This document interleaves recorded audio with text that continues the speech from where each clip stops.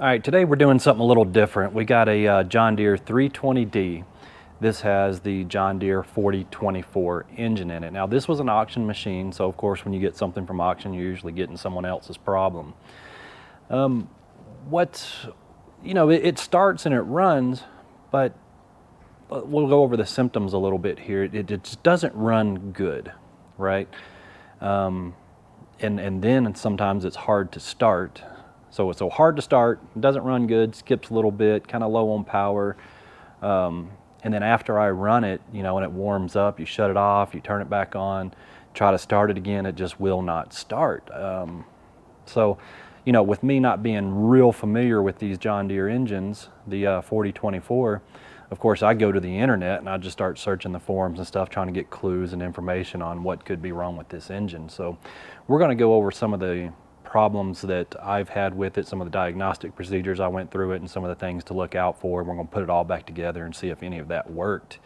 Another symptom I had is I did an oil change on it in a full service, and then I put, 5-6 hours on the machine just pushing snow one afternoon, and double checked the engine oil, and it was high, and it was thin and higher than the level that I originally set. So that told me that somehow something was getting into the engine oil, whether it was water or diesel fuel, but it obviously wasn't water because it wasn't milky. It just looked more like thin oil, so it looked like fuel was mixing with the engine oil. So we'll go over what causes that as well.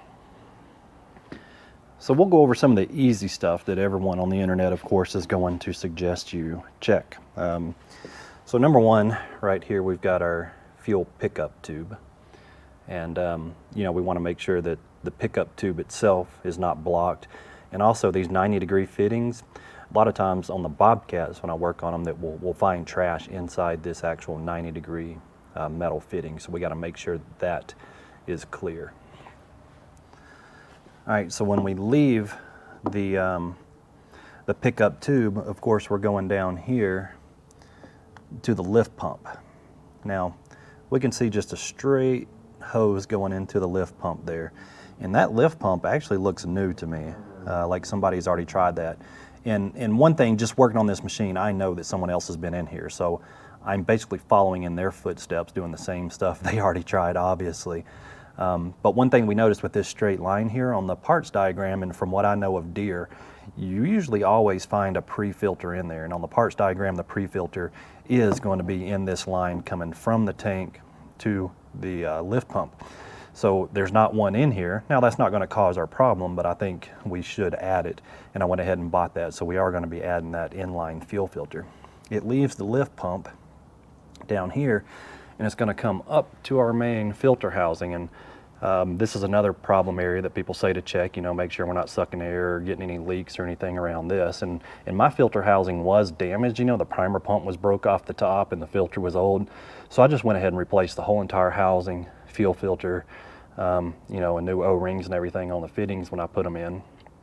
And we're also inspecting the fuel lines and all, make sure they're not damaged or just look old or anything, maybe collapsing, but all the fuel lines look really good. So that didn't really help our problem at all either. So we know it wasn't the pickup tube, we know it wasn't the filter housing. So what happens? It leaves the filter housing. Well, I guess before we leave the filter housing, another thing they suggest is always check the vent here on top of the tank. Make sure that the vent is not clogged. So I checked that. I took the old hose off of it. It was old and just damaged. I got to put another one on it. But there was nothing inside the hose that was clogged up, and the vent is working properly. So it's not a vented fuel cap.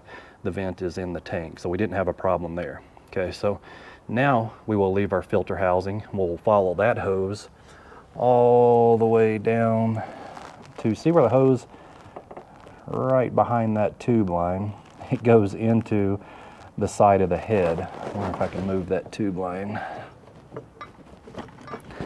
Not really, but you can, see that fitting right there. See the hose clamp on the hose, and that just goes into a 90-degree fitting into the head.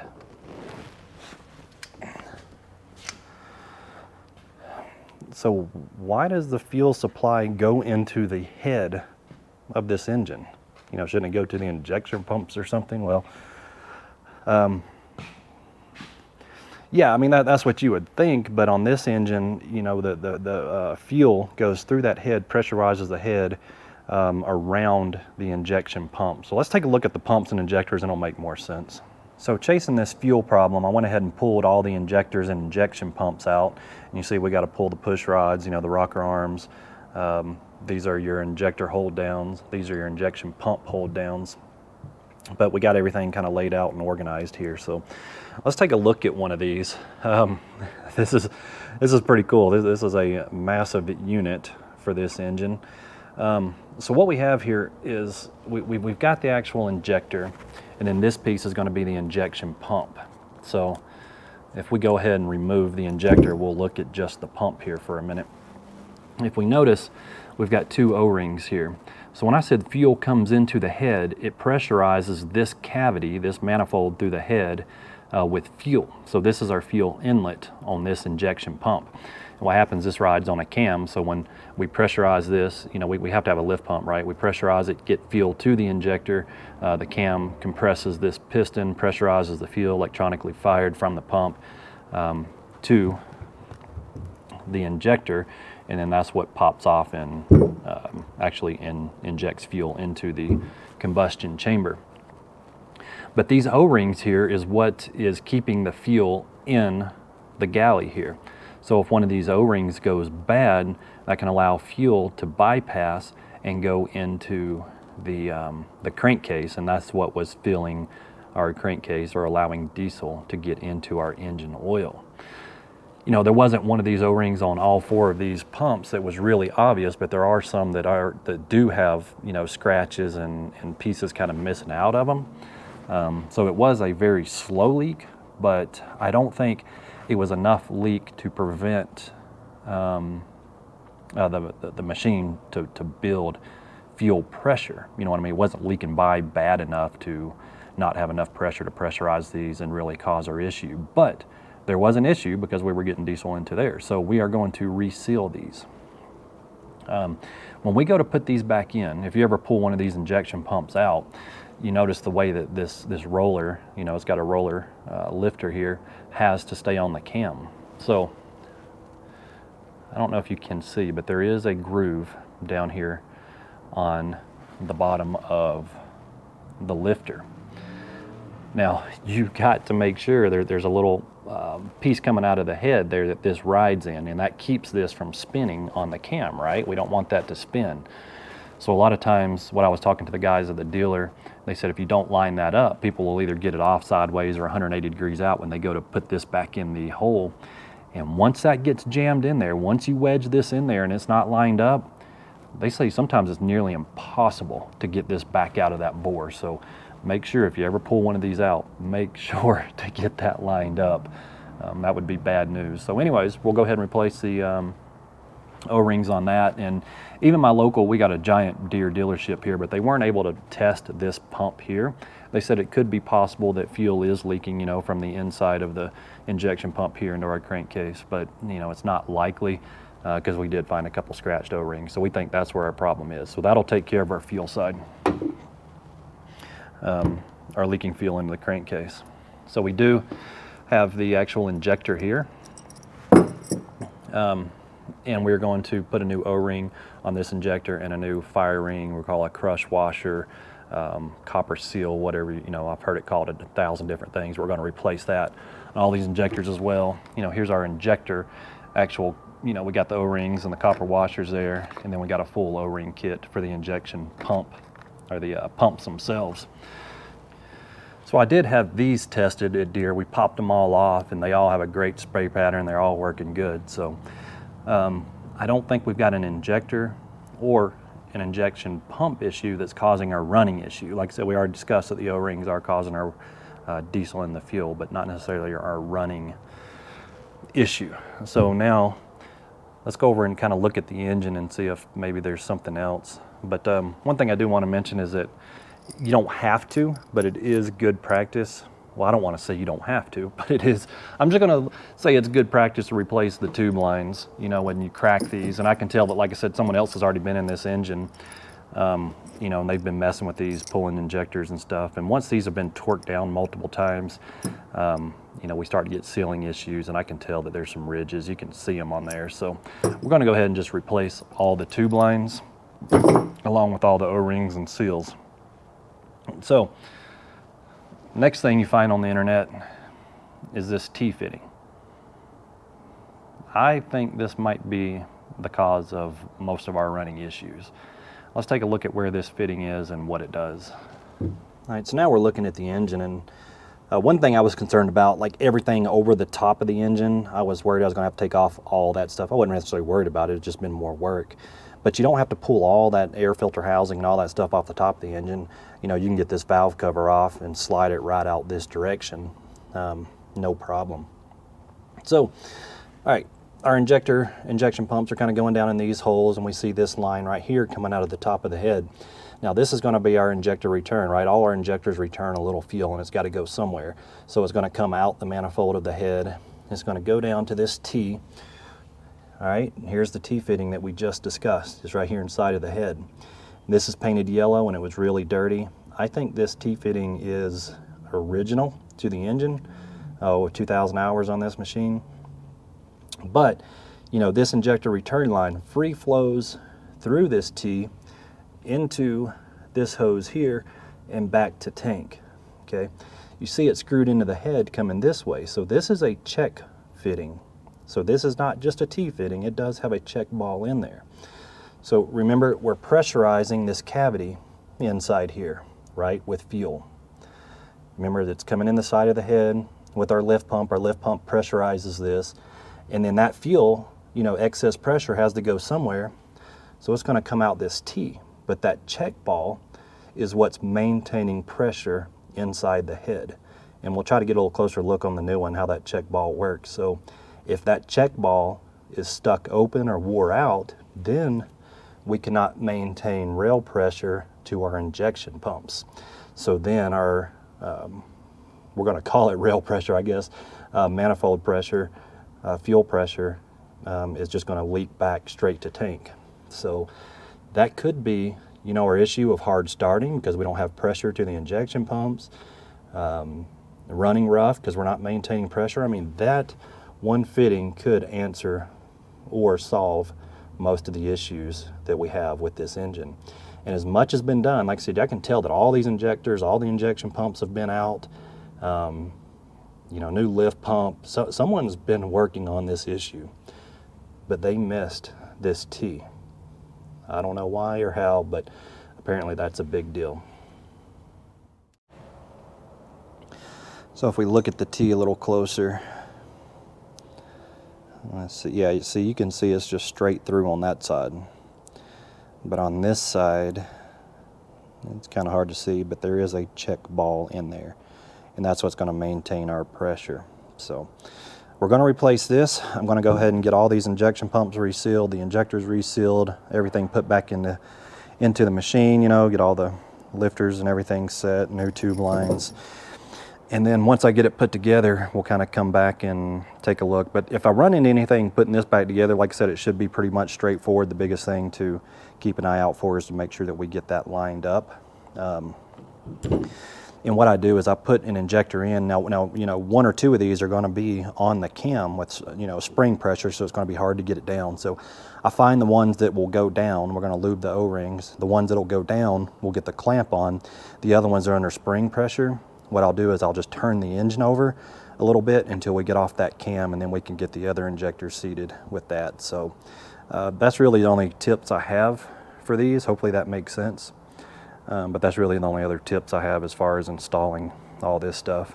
So I got everything put back together up top. I guess to eliminate the confusion on this, when you put the injector in, what I did is, well, I guess now you can't really see it, but you know, the injector down here, it'll spin in its bore. So what I did is, before I tighten the clamp on that injector, oh, my light's about to die, I'll tighten it on the injection pump itself, and then I will tighten the nut on the injector, then I will tighten the clamp, and that way it'll get the injector spun in the right position to make sure that that fuel line is tightened center on the threaded part of the injector. So I guess anyways, to eliminate a little confusion, hopefully that makes sense. I went ahead and put the new T-fitting in. Here's our old one, and I was hoping to see that check ball stuck open or something, and I tried to blow on it and I couldn't really blow through it, so I don't know if maybe it's a weak spring, or I was hoping to find something in there for some reason that was open and that was causing my issues, or maybe it would get hot when the machine got hot and it would stay open for some reason. I don't know, because sometimes the machine would start when it's cold, but when it was hot it was just nearly impossible to start, so I can only assume maybe that was the issue. I don't know. But we did a compression test too. We follow the wires, which we can see the glow plug down here. We pull the glow plug out and just do a compression test that way. So, all right, so now all we gotta do is get the valve cover put on and get some accessories hooked up front, and we can try to fire this thing off and see if we made any progress. All right, well, I just finished putting everything together, got the oil in it, and I'm about to start it up for the first time and see what happens. Now, I don't expect it to start right up right now because remember, we've got to fill that fuel cavity in the head there and pressurize the injectors to get fuel to them. But I used a primer pump on top of my filter housing the best I could, so we'll just see how it starts up and see how it runs, you know, and kind of go from there. I mean, the true test is going to be once it gets warm, is it going to start back up? I think that's probably going to be the ultimate deciding factor to know whether we actually fixed anything or not.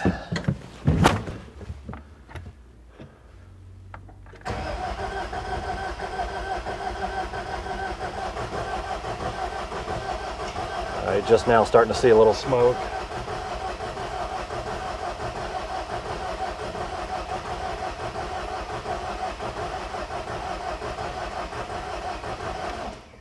Okay, so it sounds like my battery's getting pretty dead, so let me put the jump box on it real quick and we'll try it again. At least we're getting a little smoke out of it. All right, I feel pretty confident it's gonna start this time, hopefully. Cross our fingers. God, it's just so close.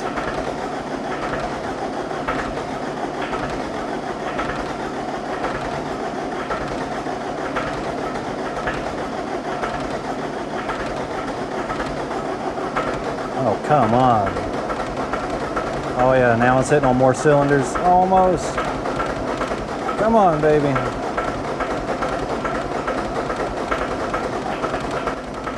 Oh, she wants to. Oh yeah.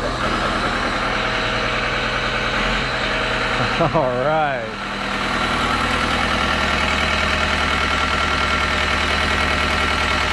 Little belt squeal on the alternator. But the alternator is charging. I can see it on my jump box. Once it brings that voltage up a little bit, it'll quit squealing. Actually sounds really good.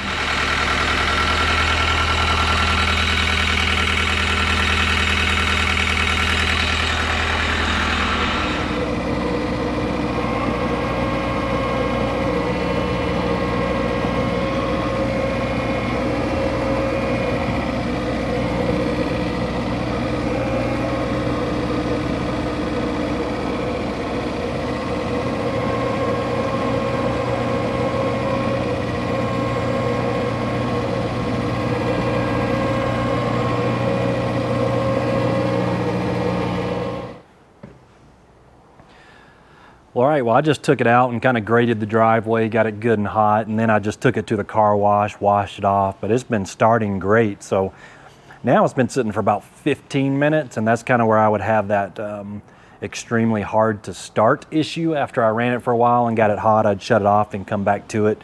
So now let's see if, let's see how it starts up.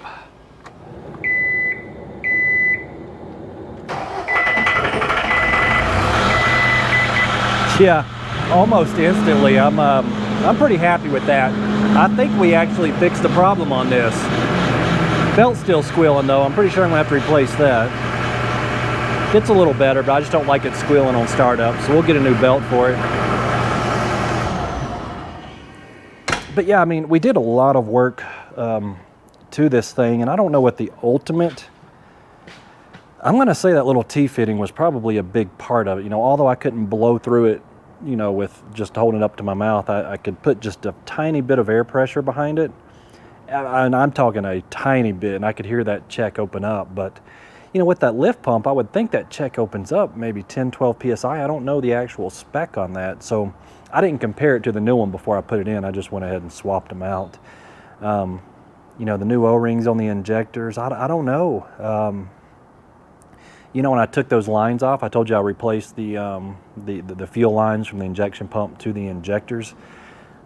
You know, when I tore it down the first time, I could tell, you know, that someone's been in there and they were all kind of cocked to the side and all, and they just weren't, you know, mated correctly. Maybe that had something to do with it. So, you know, we did O-rings, no fuel lines, new T-fitting, you know, resealed the actual injectors ourselves, had them tested. So maybe a combination of all that really helped out, because it does run a lot better, it starts a lot easier, and it starts when it's hot. So I can't definitively say exactly what the problem is, but I think we got it sorted out now. So yeah, new serpentine belt, and now when I lift the boom, I'm getting a little boom drift coming down.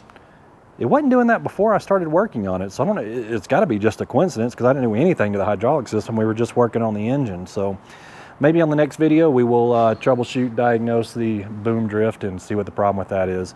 But anyways, that's not the only way to do it. That's just how I did it. Thanks for watching.